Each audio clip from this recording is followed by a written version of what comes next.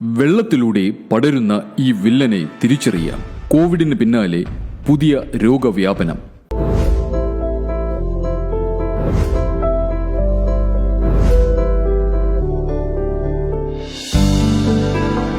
Ethnic health code in public interest. കോവിഡിന്റെ പിന്നാലെ കേരളത്തിൽ പടർന്നുകൊണ്ടിരിക്കുന്ന പുതിയ രോഗാവസ്ഥയാണ് ഷിഗല്ല.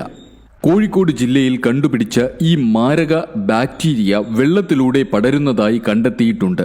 കൂടുതൽ അണുബാധ എന്നാണ് ഷിഗല്ല രോഗം അറിയപ്പെടുന്നത്. ഷിഗല്ലോസിസ് അഥവാ ഷിഗല്ല എന്ന ബാക്ടീരിയ കാരണം ഉണ്ടാകുന്ന രോഗത്തിന്റെ പ്രധാന ലക്ഷണം വയറിളക്കമാണ്. സാധാരണ വയറിളക്കത്തേക്കാൾ മാരകമായ ഷിഗല്ല രോഗമുള്ളവർക്ക് മലത്തിന്റെ കൂടെ രക്തവും കലരുന്നതാണ്. വെറും 100-ൽ താഴെ ഷിഗല്ല ബാക്ടീരിയ ഒരു വ്യക്തിയുടെ ശരീരത്തിനുള്ളിൽ കടന്നാൽ തന്നെ ഈ രോഗബാധയുണ്ടാകാനുള്ള സാധ്യത വളരെയധികമാണ്. കുടലിനുള്ളിൽ പ്രവേശിച്ച ശേഷം കുടലിലെ ശ്ലേഷ്മസ്തരത്തിനുള്ളിലേക്ക് നുഴഞ്ഞു കയറുന്ന ഈ ബാക്ടീരിയകൾ അവിടുത്തെ കോശങ്ങൾക്കുള്ളിൽ വച്ചു തന്നെ പെറ്റുപെരുകുകയും ചില വിഷപദാർത്ഥങ്ങൾ അതായത് SHET1, SHET2, ഷിഗട്ടോക്സിൻ ഉൽപ്പാദിപ്പിക്കുകയും ചെയ്യുന്നു. അവയുടെ പ്രവർത്തനം കുടലിന്റെ സ്വാഭാവികമായ പ്രവർത്തനങ്ങളെ ബാധിക്കുകയും കുടലിലെ സ്തരത്തിന്റെ ഏറ്റവും മുകൾ ഭാഗം അഴുകി മലത്തോടൊപ്പം പുറത്തേക്ക് പോകുന്നതിന് കാരണമാകുന്നു. ഇതാണ് ഡിസെൻട്രി. മലത്തോടൊപ്പം രക്തവും ഞൊളയും പഴുപ്പും പുറത്തേക്ക് പോകുന്നു എന്ന അവസ്ഥയ്ക്ക് കാരണം. ഷിഗല്ല രോഗത്തിന്റെ ലക്ഷണങ്ങൾ. രോഗാണു ശരീരത്തിനുള്ളിലേക്ക് കടന്നാൽ പരമാവധി 7 ദിവസത്തിനുള്ളിൽ തന്നെ, സാധാരണയായി 2-ാം ദിനം തന്നെ രോഗലക്ഷണങ്ങൾ കണ്ടു തുടങ്ങും. ഈ രോഗത്തിന്റെ പ്രധാന ലക്ഷണങ്ങൾ വയറിളക്കം, അതിസാരം, പനി, ഓർക്കാനം, ഛർദിൽ, വയറുവേദന, ദഹനക്കുറവ്, പുറത്തേക്കൊന്നും പോകാൻ ഇല്ലാതിരിക്കുന്ന അവസ്ഥയിൽ പോലും തുടരെ കക്കൂസിൽ പോകണം എന്ന തോന്നൽ എന്നിവയാണ്. രോഗസങ്കീർണതകൾ. തുടർച്ചയായ വയറിളക്കം മൂലമുണ്ടാകുന്ന നിർജ്ജലീകരണം, ഷോക്ക് എന്ന അവസ്ഥയിലേക്കും മരണത്തിലേക്കും വരെ നയിച്ചേക്കാം. ഇതോടൊപ്പം ചെറിയ കുട്ടികളിൽ ജന്നി വരാനുള്ള സാധ്യത അധികമാണ്. തുടർച്ചയായ വയറിളക്കം റെക്ടൽ പ്രൊലാപ്സിലേക്ക്, അതായത് വൻകുടലിന്റെ ഉള്ളിലെ ശ്ലേഷ്മസ്തരം മലദ്വാരത്തിലൂടെ പുറത്തേക്ക് തള്ളി ഇറങ്ങുന്ന അവസ്ഥയിലേക്ക് നയിച്ചേക്കാം. കൃത്യമായ ചികിത്സ ലഭിക്കാത്ത പക്ഷം അപൂർവം ചില ആളുകളിൽ ഈ രോഗം ഹീമോലാറ്റിക് യൂറിമിക് സിൻഡ്രോം എന്ന അവസ്ഥയിലേക്ക്, അതായത് രക്തത്തിലെ ചുവന്ന രക്താണുക്കളുടെയും പ്ലേറ്റ്ലെറ്റുകളുടെയും എണ്ണത്തിൽ ക്രമാതീതമായ കുറവുണ്ടാക്കുന്ന അവസ്ഥ. ഇതുവഴി വൃക്കകളുടെ പ്രവർത്തനത്തെ ബാധിക്കാം.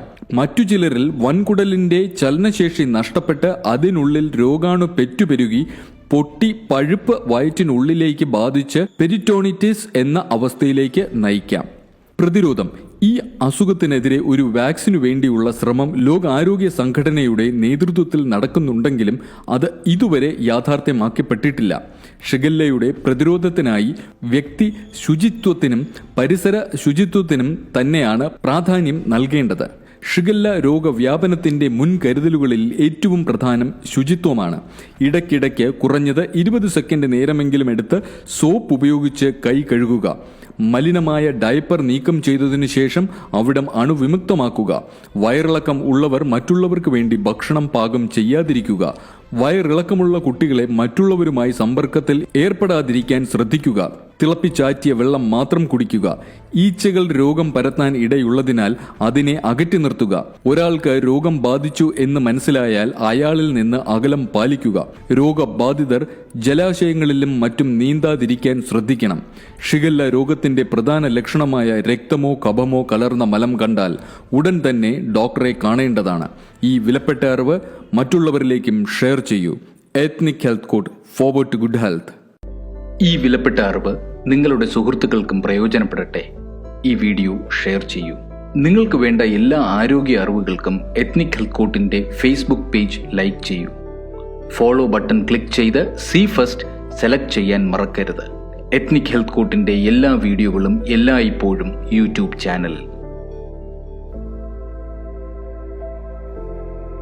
Ethnic health code, forward to good health.